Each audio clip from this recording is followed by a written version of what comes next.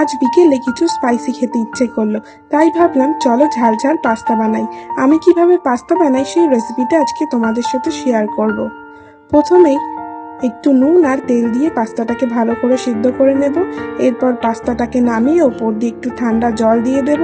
তারপর কড়াইতে তেল দিয়ে একে একে সব সবজিগুলো ভেজে নেব। সবজি ভাজার সময় সামান্য নুন দিয়ে দেব। তারপর পাস্তার জন্য কেটে রাখা পেঁয়াজগুলোকে দিয়ে দেব। পেঁয়াজগুলো এখানে বেশি ভাজবো না, সামান্য লালচে হয়ে এলেই এর ভিতরে টমেটো দিয়ে দেব। তারপর একটু রসুন কুচি আর একটু কাঁচা লঙ্কা কুচি দিয়ে দেব। রসুন কুচি ব্যবহার করলে কিন্তু এখানে স্বাদটা অনেক গুণ বেড়ে যায়। এরপর আমি একটা সস বানিয়ে নেব, কিষানের টমেটো সস, তারপর গ্রিন চিলি সস আর একটু সয়া সস দিয়ে। এর ভেতরে সামান্য একটু চিনি দিয়ে দেব। চাইনিজ খাবারে কিন্তু সবসময় একটু চিনি ব্যবহার করা উচিত। এরপর কড়াইতে একটা ডিম ফাটিয়ে নেব। তারপর ডিমটাকে একটু নুন দিয়ে ভেজে নেব।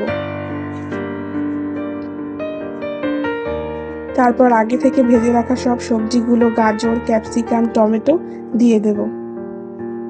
এখানে আমি এরপর নূরের পিৎজা পাস্তা সস দিচ্ছি।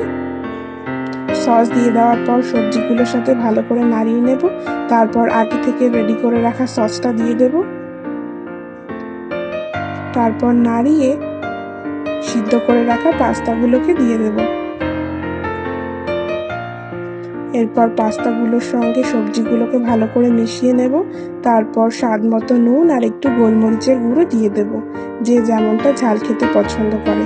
এরপর ওপর থেকে একটু অরিগ্যানো আর একটু চিলি ফ্লেক্স দিয়ে নাড়িয়ে নিলেই আমাদের স্পাইসি স্পাইসি পাস্তা রেডি।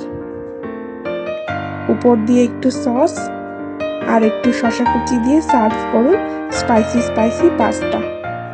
ভালো লাগলে কমেন্টে জানান।